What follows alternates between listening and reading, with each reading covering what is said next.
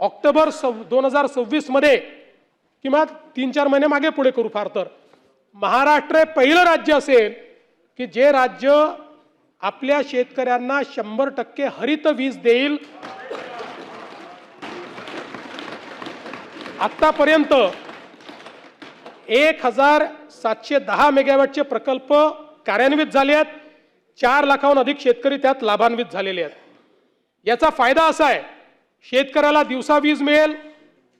वीज खरेदीमध्ये आपल्या कंपनीची 10,000 कोटी रुपयाची बचत होईल. म्हणजे आज ही 20,000 कोटीची जी सबसिडी दादा द्यावी लागते आहे, त्यामध्ये 10,000 कोटी रुपये या एकाच योजनेने आम्ही तुमचे वाचवणार आहोत.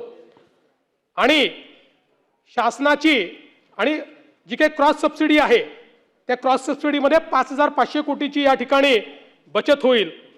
आणि सगळ्यात महत्त्वाचं, कार्बन उत्सर्जनामध्ये 25% कपात थेट आपण या माध्यमातून करू.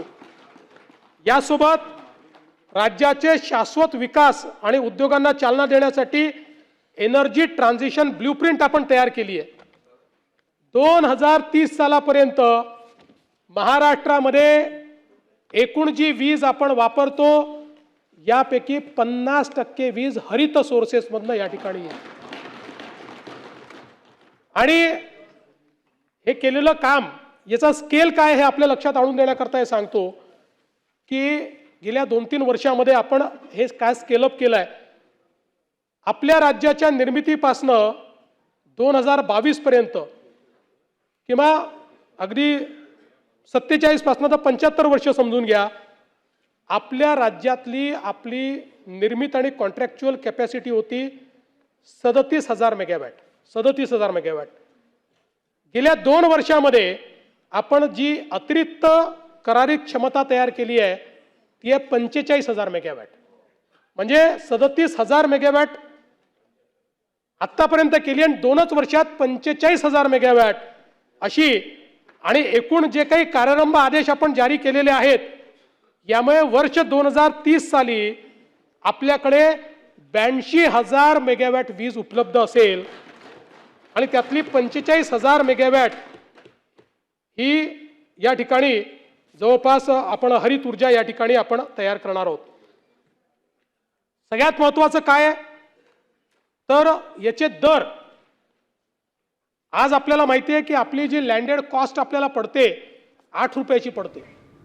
तेव्हा मुख्यमंत्री देवेंद्र फडणवीसांनी विविध विषयावर यावेळी भाष्य केले. बघूयात पुढची महत्त्वाची बातमी. पोलीस भरतीची तयारी करणाऱ्या तरुणांसाठी अत्यंत महत्त्वाची बातमी आहे. राज्यात लवकरच मोठी पोलीस भरती केली जाणार आहे. राज्यात 11,000 पोलिसांची भरती केली जाणार आहे. मुख्यमंत्री देवेंद्र फडणवीसांनी विधानसभेत ही घोषणा केली आहे. तसंच गेल्या 3 वर्षात 38,802 पोलिसांची भरती केल्याची माहिती देखील फडणवीसांनी दिली आहे. लगतच्या 22 ते 25 या 3 वर्षाच्या कालावधीमध्ये महाराष्ट्रामध्ये 38,802 पोलिसांची भरती आपण केलेली आहे. 38,802 आणि 13,560 नवीन भरतीचा प्रस्ताव आपण आणलेला आहे. हा रेकॉर्ड आहे. राज्याच्या इतिहासामध्ये एवढी पोलीस भरती यापूर्वी कधीही झालेली नाही. आता isakal.com आहे देशातील नंबर 1 ची मराठी न्यूज वेबसाईट. प्रत्येक अपडेटसाठी isakal.com ला नक्की भेट द्या.